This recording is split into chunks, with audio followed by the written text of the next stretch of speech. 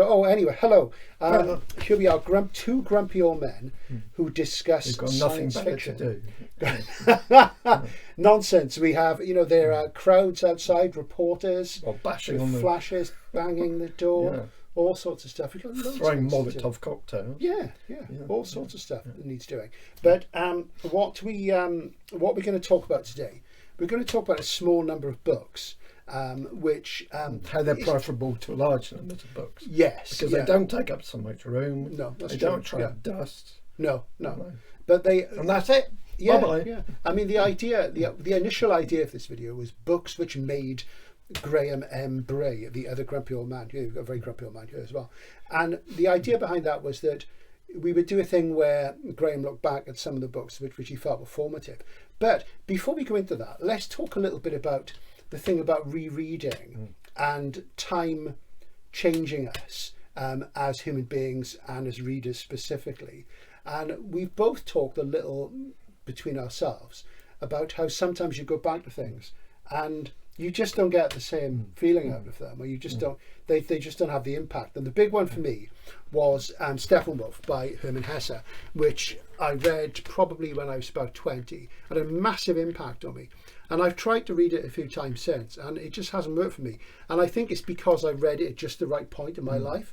And I think that's the thing. I think it's a young person's book, to be honest. I think the problem is that's that a bad thing. when you're reading something for the first time, especially with expectations, Yes, either somebody's told you a book is amazing, or you've read reviews and stuff. Yeah. But that has obviously disappeared if you're reading it 30 years later. Yeah, that's the thing. So, that sort of anticipation thing is gone. But if we start with something I think we probably both still feel strongly about, and something which, again, most people, when they read it for the first time, expectations or not, because this is a book which, in a way, which defies expectations, are blown away by the sheer level of imagination, and that's Hothouse by Brian Aldiss, aka The Long Afternoon of Earth. And I have gone back and I've reread this. I think I've read it 3 times, but I don't think it's been dulled by time at all. Well, I've read it, I don't know, probably 3 or 4 times. Yeah. But it is like 10 years since the last time. But on those subsequent rereads, it has not dulled at all.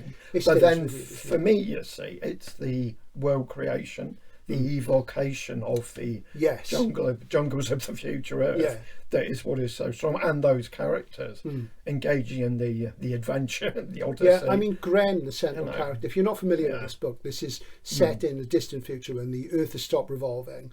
So one part of it is in perpetual darkness, the other part is perpetually exposed to the sun. Mankind has devolved and is small and green and lives in trees. And like me. Plants and insects have kind of merged. And as the amazing opening paragraph says, I'm just going to read the opening paragraph because I just think it's incredible. Obeying an inalienable law, things grew, growing riotous and strange in their impulse for growth. The heat, the light, the humidity, these were constant and had remained constant but nobody knew how long. Nobody cared anymore for the big questions that begin, how long or why? It was no longer a place for mind. It was a place for growth, for vegetables. It was like a hothouse. I just think that's amazing. So I was going to have the swear word, but I just think that's incredible. Language, Timothy. I was a bit slow on that one. Yeah, I was a bit fast on it. But it's that thing where he doesn't do this big scientific thing. He's saying to you, that's past, and nature and the world and the universe goes on. And it's that thing where the atmosphere is evoked there, and the language is beautiful, like an inalienable law. I know you don't like world creation, but that's what that is. To me, it's 100% world creation. If you're going to do it with an amazing. It's not just sort of the randomness, is it? He really builds it up, and all the creatures and the characters. I mean, Gren, the central character, is like another early Aldiss character. He's like Roy Complain in Non-Stop, aka Starship. And he's this grumpy little guy, and he's angry, and he thinks he's got this huge ego, and it proves his downfall as he falls from the tree. Then he goes on this hijira, this journey across the world, and it's marvellous. And you see things like the Tubby Belly Men, who are connected by like umbilical cords to trees and things and stuff. And then there's the spiders who go across space to the moon, and you know, a lot of it's not very scientific, but it's got scientific rationale, and it's the poetry of it. It is absolutely beautiful, and I think Aldiss. I think generally at the moment people on BookTube are finding all this inconsistent, and I think that's true. I think any artist who produces a lot of work, and a lot of it they'll produce for commercial reasons, of course, keep things going, and you can't blame them, will be inconsistent. But at his best, and this is one of his very best, this is one of his books that made his reputation. You really can't go wrong, and I'm sure everybody watching this has already read it. But I mean, you don't forget it. It really does stay in there. So the world building is really quite something in that. So, but on to a less well-known book, and gosh, I remember this. This is quite stuff. This is Steve Erickson, Days Between Stations, and this is Futura. Do you know, I would have sworn that was Abacus. No, they're Futura. But it's not, is it? It's Futura. And this is not the Steve Erickson who writes the Malazan books. You see the spelling. The real Steve Erickson. My favourite book by Steve is a book called Zeroville, which is a book about Hollywood in the 60s, which I read in one sitting a few years ago, blew my head off. I have read that. Yes, great book. It's never been published in the UK. It was only ever an import, and I had to get it from the States. This is this one of his first? This is one of his I think first. it's the first. I think it's his first book, isn't it? Yeah. That's a book. Back in the days when bookshops used to stock books, I can, you know, I bought that book solely because of the cover. I don't think I'd seen any reviews. 1985. It's possible there was a review in Interzone. USA. 1988 UK paperback original. And so what can we remember about this? Absolutely. I remember again, it's purely visual. Yeah. You know, there's this amazing kind of future world of they have moon bridges and stuff like that. It's all sadly, because that cover is reminiscent of something you might think of in Vermilion Sands, isn't it? Except the sand is white. Let's see. He woke 9 years later, remembering nothing. That's what happened to you in reading. Yeah. Not his name, nor what he was doing in the room, nor whatever it has blotted its identity. It wasn't so much he couldn't remember, but it was rather it was gone. His life for that morning disappeared. Sometime in the not too distant future, the planet Earth is going rapidly to the dogs. Los Angeles swept by sandstorms. A pall of smoke hangs over Paris. The canals of Venice have dried up. So it's this sort of surreal. That it's the evocation. It's that surreal landscape. Yeah, that's why. Yeah. That does make me think of Vermilion Sands a lot. Yeah. Actually, but the early books by him, the first 3 or 4, they were very much of a piece, weren't they? Where you know you had these dreamy landscapes of these characters lost in good word, dreamy. Yeah, they're very much at the dreaming pole, as Aldiss said, I think, weren't they? And you know, marvelous. And the Philadelphia Inquirer said, fascinating. I would urge you, if you've never read Steve Erickson, to pick something up, because he's a really interesting writer, and he's still working. And I do feel I've not read enough of his books. And I read some of the early ones at the time. I wasn't quite sure about them. But when I read Zeroville, it really blew me away. But it's that, again, it's that, sometimes, I think this is something Ballard brought in, but it was already there in terms of, it wasn't sort of the world building, the deconstructing of a world into something fresh. And that's very much there. And they do have an impressionistic, oniric quality. So if you've not ever read Steve Erickson, try and pick something up by him. Speaking of the other Steve Erickson, the guy who wrote Malazan, Book of the Fallen, there's the two of them. What's the other guy's name? I can't remember. And his most interesting book, even though those are pretty good for fantasy novels, is a book called Revolver, which PS published, a novella. And is set in Canada in the near future, and it's about artists in Canada, and it's more like William Burroughs than Fritz Leiber. You know, it shows that he has another side, which he can't really indulge in a major way, in a commercial sense, though there's a lot of flavour in the Malazan books.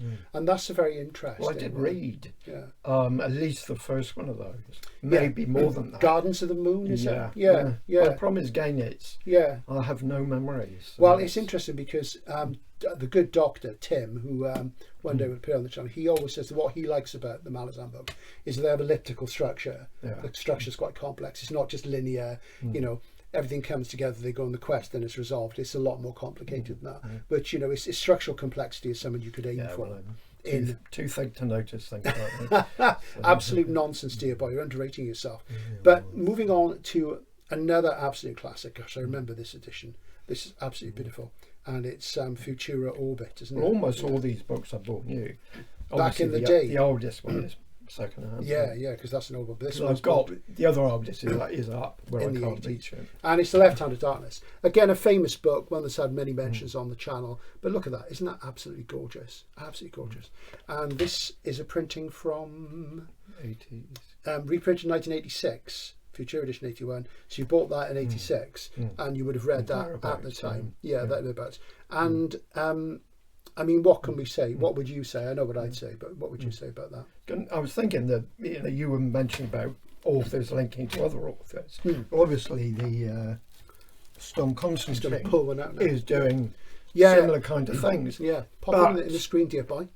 But I read this before I read that. Oh, did you? Not by maybe only a year or so. Yeah. But I would have read. I got into her because that was a gender bending thing. Yeah. Through Interzone. Yeah. You know the adverts. Yeah, very much. Yeah. And again covers. And of course, Storm was a goth. Yeah, she was a goth. And we met her once, and she was really nice, wasn't she? Yeah. And then she died very soon afterwards. Really tragic. She was a lovely, lovely lady. Very young when she died. Terrible. But it's interesting. People are always on about influences and stuff like that. But I read this before I read that. Right. Yeah. So to me, that was not the Ursula Le Guin was not so much of a surprise. But of course, with Storm Constantine, let's have a look. Yeah, I remember the story about the enchantments of flesh and spirit takes you back. Look at that beautiful little octavo hardback. They don't make them like that anymore, and that's part of the problem. But there's another one. Yeah. The thing is that there's a certain Tanith Lee influence there, obviously, isn't there? Yeah, because Tanith. Well, again, I read Storm Constantine before I read Tanith. Tanith Lee's rather like Nico in rock music, in that they were goths before they was a goth subculture. Yeah. Because they really was. They went right way back to the 18th century. This is basically a world populated, a future world. Yeah. Where humanity's effectively been wiped out and replaced by beautiful goth boys, which is, you know. So, not a bad thing in itself. With all the goths gone, but going on to this one, I mean, obviously, if you don't know about this book, you've probably been under a rock. If you haven't read it, you should, because it's brilliant. This is my favourite Le Guin of all. And I think what it is, and I know I should say Le Guin, but I say Le Guin because I'm Welsh, and they say, oh, Gwyn is Welsh, but, it is what it is. The important thing for me is this book. I had a really big emotional reaction to this book, and I think that's what Ursula aimed for. Very much. She did aim for the intellect and things like the dispossessed, but she also aimed for the emotions. Well, I hated the dispossessed, funny enough. Yeah, because I read it after I read that. And I haven't read it again. The first time I didn't. It felt very dry to me. The second time I loved it. Well, it's like reading a political textbook. But it is also about expectation, because that is a big part of it, But with this, the basic idea, for those of you who are unfamiliar with this, that this is part of the Hainish series. The basic idea is that there's been this race called the Hainish, and they've seeded mankind all across the galaxy. So when people from Earth get out into space, they bump into other human beings, and they form a kind of galactic federation a la Star Trek, and they go around the universe, and they're discovering other people on other worlds. And if they're at the point where they're kind of just before the Renaissance, they help uplift them, and they can join in the galactic community. So to a certain extent, I would say that had it been translated early enough, which I don't think it would have been, that these arguably are influenced by Hard to Be a God by the Strugatsky brothers, except that can't be the case, as I don't think that was translated till later, but I may be wrong, to check that out. But if you read this and you haven't read Hard to Be a God, read it, it's really good. But then there's this chap called Cherryh, who is like an envoy, and he comes down to this snowy planet, doesn't he, this icy planet. And it's called Winter, this planet, surprise, surprise. And Cherryh's from Earth, and he's black, but it's not a big deal, is it? She make a big deal about it. Not sure if I even noticed that. Yeah, but this is the thing. He just happens to be black. It's not a big deal. Yeah. And this is why all this woke stuff, people think, they've just invented it. It was in the 60s in SF. It's a long, old counterculture thing. We did all that back in the day. And he meets with people on the planet. There's one of them. And the thing with the human beings on this, because it's a very harsh planet, they've evolved this thing, haven't they, where from what I recall, they're all male or of indeterminate sex, and then they go into season, chema they call it, and some of them become female. But a main part of the book is taken up with a quest-like narrative where generally and one of the inhabitants, they make their way across this massive ice sheet, isn't it? So it's got that sort of quest thing as well. But it's the way it made me feel. It was the emotional depth of it. Well, again, as I've said it, for me, it's the evocation of landscape. Again, it is so moving. Yeah. And again, you've got those amazing characters. Yeah, you've got these two people who are very different, and they have a common humanity because they're Danish. But it is that thing about, and the bonding and the way the relationship develops is really is subtle and it's human and natural. There's nothing melodramatic about it, and you know, it's beautifully written. So, and that for me was a high point. Though I do like The Dispossessed as well, but I think most people who like Le Guin would probably centre on that or The Dispossessed as amongst the favourites, really. So there's a few sort of little classics there. I mean, look, Le Guin and Aldiss may be two obvious ones, but the Steve Erickson one less so. But I think, you know, an interesting question is, are famous books famous because of hype? Or are they famous because they're really good? And I think there's an historical context to this, because I was watching a video the other day which somebody was talking about, you know, some of the sort of classics of 19th century literature weren't highly regarded at the time. I mean, Melville died in poverty. Jane Austen's books, some of them were published posthumously. She had some successful, so on and so on. So things had to grow in stature. Whereas I think in our mass media age, from, you know, really the sort of 50s onwards and intensively throughout the end of the modern period, that hype is so much bigger, isn't it? You know, if you think of people like, say, Martin Amis, who's only died relatively recently, going to Penguin Modern Classics, that sort of thing, those sort of things happening. I don't know if that's actually happened yet, but, you know, things become canonized very quickly, whereas they used to have to stand the test of time. And we know that some really good things got lost by the wayside. It's like the Steve Erickson books, for example. Well, I find with many of these people, that the ones I've read, that I often don't enjoy the books particularly. And it's not that they're terrible or anything, there's just nothing special. And yet you will come across obscure books by authors nobody cares about, which actually in some cases, you know, are better. They are, or they're better to you. You know, they're better to me. But it's like a classic example is a Richard Meredith. Books, you know, I've mentioned many times. Run, Come See Jerusalem. And we all died at Breakaway Station. Well, I read them with zero expectations, and yet I came over really impressed by them. Now, I'm not sure if they're actually that good, genuinely that, or it was that low expectation. I'll tell you something. And yet with other people, you read them, and you've got this massive expectation, and you think something that was nothing. We should do a read together one day. We should pick one book and one author and both read it or reread it. Like read with mother. Yes. Read with grandpa. Like read with another grumpy old man.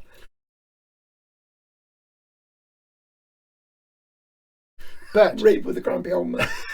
Something that you've reread recently is Rimrunners by C.J. Cherryh, Caroline Cherryh. And this is a beautiful New English Library Hodder Stoughton hardcover from the early 90s, UK. Early 90s? Yeah, let's see. 1990, look at that. Isn't that beautiful? Lovely little demi hardcover. And you reread this recently. And what were your thoughts on that? Well, I will say I read by just chance. I just took it off the shelf, sort of thing. It wasn't any plan. A random reread. Though I haven't read any SF for quite a few months. So I wanted some full-on SF. But of her books, and I have read a fair few of them in the dim and distant past, but that was someone I always remembered as being quite kind of startling. Okay, because it's a book which is very focused on character. And the location again, location. It's set in it's set in a space station and then on a spaceship. But the way it is visualised is very vivid, and the characterisation is very strong. Yeah, you've got a character called Elizabeth Yeager, who's a spacer, machinist and temp. Once a Marine, she's now on the run. And this space station is where a lot of sort of people are just sort of gathered together, isn't it? Like a way station, because way station. It's where they refuel starships basically, and is going to be closed down and scrapped, literally chucked into the sun. And whatever. So it's in decline. Yeah. Because she was a Marine, though nobody knows that. Yes. She's pretending to be a nobody. Right. Yes. Which is something I always find an appealing character. A nobody character like me, you know. Yeah. But rather than some sort of Ubermensch, she's just hench. one of the Jetsam of Flots. Yeah. It's rather like Gully Foyle, isn't it? I mean, that is quite the thing which Bester brought into SF, which I guess wasn't common in the Golden Age, where being an Ubermensch, a Superman in the Golden Age thing. Then when Bester brought in Gully Foyle in the 50s, you know, the stereotyped common man who needs something to jerk him out of his complacency, and he becomes this sort of messianic figure. So obviously she doesn't become a messianic figure, but nonetheless she has agency. But she's supposedly trying to get off this space station. She was dumped there by a ship she was serving on, a ship called Africa, right? And she basically just gets on the next ship that comes along, kind of thing, having been on this station for a long period of time, and that ship turns out to be from the other side, the enemies she was fighting against. So basically, she has to work with these people, befriend these people, get all involved in the office politics, the machinations, machinations. And I think it's powerfully visualised and powerfully. I've never read much by her because I mean I think many years ago back in the 90s when we had Bath SF discussion group, which was fundamentally a drinking and drinking chili con carne and chips and cider and discussing SF books. And there was me and you, Ben Staveley Taylor from Kerosena, Simon Beeson, who was a IT journalist, really great guy. Hi Simon, hope you're watching. Martin McFookes. Martin, who's a small press publisher, and who else? Stuart Pike, Christina Lake, who published some stuff in who wrote for Wessex Water. So I think if you've got a name like Lake, we used to have a good little thing going on, didn't we? And I remember we read. Is it Down Below Station? Yeah, it could have been. Which I only have very vague memories of. It didn't grab me a lot of the time. And I think that was a period where I was drifting away from SF. But is that connected to this one? I think it's probably all same connected. universe. But I have to admit, I have very little interest in that. Yeah. I'm only interested really in that story. Yeah. She when she first appeared, the early 70s, probably late 60s, of short stories. And there's Machanta's Luck, things like that. And she wrote an awful lot. And I think it was Matt Defoe in one of his enormous book hauls recently had a load of CJ Cherryh. She was in Door, of course, wasn't she, in the US. But so this was good, solid, widescreen sci-fi. Well, it's one of these books that it's a cliche. It transports you instantly. Yes. Yeah. So this woman who's kind of somebody's watching her and thinking, what. She's down her luck, and so very much a character piece, and fitting the classic model for the novel, which is in the mainstream novel where character and incident drive plot. In this, it would be notion, character, and incident. The notion, of course, the novum being the setting of this space station. So, but beautiful book. So, so you enjoyed that one. So I did. Yeah. Maybe I'll read more by her one day. What do you think of Cherryh? Stick your answers below. Would be nice to know. So there's a few things there, but just looking around, because where we're shooting today, we're shooting in one of Graham's very handsome archive rooms. And I'm just gazing now, and I'm going to see if I can see some things which I would pick up, which are within physical reach. And what is within physical reach? Let's have a look. I'm seeing certain things. I'm seeing other things. And, no, hang on a minute now. Let's have a look. Down here, we have the Gollancz Classic SF, which were the forerunners of the Masterworks. And but I mean, the Penguin ones are good, but let's just see. I mean, this is something I've talked about this in the channel before, but I know Matt at Bookpilled read this recently and he was blown away by it. And this is my favourite John Crowley Beast. Well, we talked about it in relation to classics and how a classic can be a book published last year. Yeah, absolutely. When a lot of people seem to think classic means old. Yes, yeah. But that was in that classic series within a year or so of publication. Yeah, it was, because it was a new one, because this comes a good while after The Deep and Engine Summer. And The Deep very much reads like a sword and sorcery novel. Engine Summer has a little bit more going on in it. But this is one of those, it's like a Cordwainer Smith type things where animals have been raised intellectually to the level of human beings. Because it's Crowley, it's different to Cordwainer Smith, though there is a certain sort of again, dreaminess, the owner-it quality in this, which really stays with you. And I should reread it. And I think we've both somewhere got copies of the Good Child SF Alternatives version, which is the white hardback. But that was a big impact. But again, talking about sort of classics, I mean, it is interesting how things do or don't have an impact on people. And looking at those Penguin ones, he's going to veer out of frame again. Let's have a look. Gosh, this is not good for my knees. Let's see, what have we got? So, looking at Keith Roberts. I mean, Keith, who we love on the channel a lot. Keith, I've heard of him. I mean, Pavan, you know, is the one that everybody reads. I mean, I'm a big apologist for the Chalk Giants and Molly Zero, as you know. But this is probably the one that people should go on to immediately after Pavan, isn't it? This is the world building one. And look at that beautiful Penguin Classic SF B format. They never did many of these, and they did them in response to the Golanx one, just using things they already had rights to. And Kite World is set in a post-apocalyptic Britain, a post-nuclear Britain. Now that isn't immediately obvious. And a lot of the country is Badlands, so it's rather the Badlands in The Chrysalids by John Wyndham. And there's this quasi-religious order who basically train to go up in these huge kites that overlook the Badlands to watch for demons who are basically radioactive mutants. And it's one of those sort of vignette books, where it's a collection of short stories. And again, it's that thing where the thing I like about Keith is that it's the recognisability of the landscape, obviously for us, because Keith lived in the West Country as we do. He lived a little bit further east mostly than you and I do, but we know these areas as well. And I remember reading this episodically because it was in Interzone, wasn't it? Bits of it were in Interzone. And the only Keith book I don't have, and I don't think you've got it either, is the sequel to this, Drek Yarman, because that was only published as a magazine series. Which, you know, I mean, this is where we need. This is where we need a good small press to pick it up. P.S. Newcon, can't you get the rights, please, to Drek Yarman and do a book edition? We really, really need it. But I remember reading this, and when it came out, and it's just absolutely wonderful stuff. It really, really is. So that to me, and of course, Cosmos Wildside, I think it's because Cosmos Wildside have got the rights to everything else. I don't think they've got the rights to Drek Yarman, but that would be a good thing to see. So a few sort of meditations there on classic stuff. So where are you with your reading now, though? Are you reading much at the moment? Well, I've just finished the Cherryh rereading, and I haven't selected another book yet. No.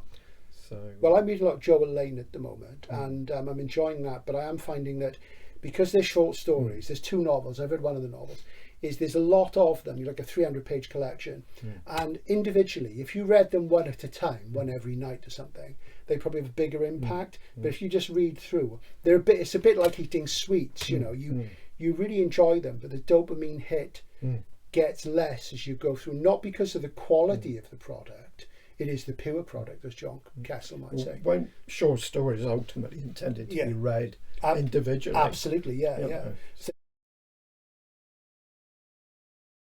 they're obviously original magazines and what have you. I think with short story collections, they should be short. I mean, I'm a firm believer in short story collections being, you know, if the stories are short, being no more than 150 to 200 pages. Because I think that, you know, you select them very carefully, and that fits very, very well indeed, doesn't it? So there we are. So we are back in the grumpy old area. There is another catch up with Graham in the club room. If you want to join the club room, it's $4.99 a month, and you know, you get an exclusive video every week. And as I've announced recently on the channel, the club room videos from a year ago are going to start to be released one a fortnight, so you'll get to see them. So if you can't afford to go behind the paywall, you will get to see some of these things eventually over the course of the year. But I'll still be doing one a week in the club room, so if you join, it's still worth it there. And there are some videos in the club room which will stay there forever, or for a long time yet at least. But there will be, so once a fortnight, there'll be a new one coming out from the archives, so you'll see some other things. So I think you all want to see more of Graham on the channel. They do, you know, they want to see you. And we've had a lot of messages wishing you good health and things, because you haven't been well of late. And we'll get back into more grumpiness at some point as you recover from your recent maladies. And yeah, we'll do a read along. Should we? We'll do that. So we let you know what that's going to be. Read along with Nancy. Yeah. That's what you call it. Which Nancy referred to? Nancy Springer, the fantasy there was that Remember Pencil On with Nancy, the TV Oh gosh, series? yeah. Give me She was a bit like that. the UK equivalent of Bob Ross. wasn't Yeah, she? that was Well, it. I'd never heard of her before years Yeah. ago. She wasn't bedeviled by the bubble perm, No, was she? no. Which the bubble He perm to was, us but not her. only meant Jeff Lynne Yeah. and Kelly Grocut of ELO and Hair Bear from the Hair Bear Bunch. Yeah. Yeah. Which was, an American thing. So there you go. So here we are in the inner sanctum. We're going to leave it to it for now. I hope you've enjoyed that little chat, and we will get back into doing something a bit longer next time. And I'm hoping that we get you back to full health and we get you back on the channel on a regular basis. So we'll see you again soon, and bye for now. Bye from Graham, and it's bye from me. Toodle pip.